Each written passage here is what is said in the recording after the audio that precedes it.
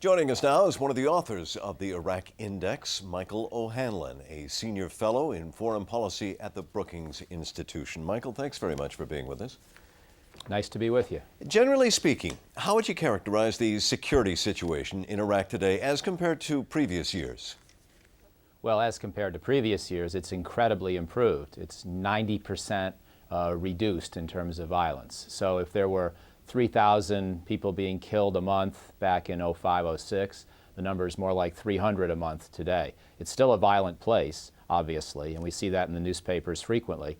But it is now sort of on a par with a number of other violence-ridden societies around the world that we don't think of as being at war, whether it's South Africa or Mexico or Russia. A number of other places have comparable fatality rates to what Iraq does today. And so I would say it's still a violent place, it's still a difficult place, but the civil war is basically over. And there is hope that this progress can be solidified, but that's still going to take some more work. Does the recent uptick in the attacks have Iraqis fearful of a return, say, to the bad days? I think it does have them somewhat fearful, but you know, the most impressive thing about Iraqis is that they are not retaliating against these attacks. And that's a point that, frankly, the media coverage has not emphasized enough. That a lot of what happened in 04, 05, 06 was that somebody walked into a market, blew up a bomb, killed a lot of Shia, and tried to incite the Shia to attack the Sunni, and vice versa.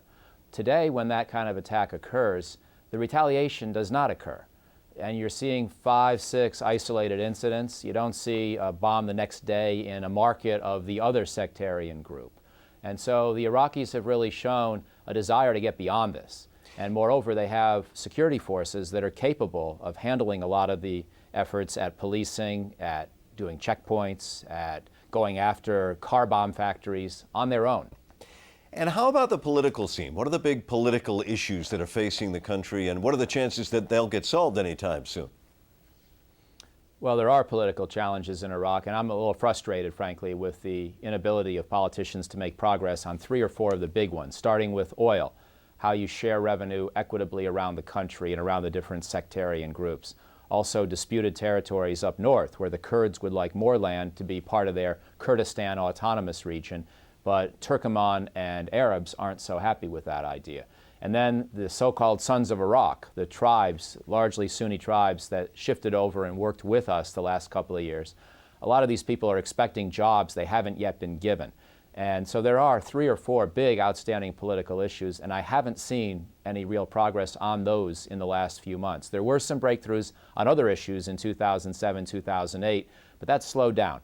And that is my greater longer-term worry about Iraq. Not so much this transition right now with the Americans pulling partially or mostly out of the cities, but more the issue of whether these political issues can reemerge in a major way if there isn't progress in the coming months. I think that's the bigger question mark. Michael OHanlon of the Brookings Institution, thank you. My pleasure.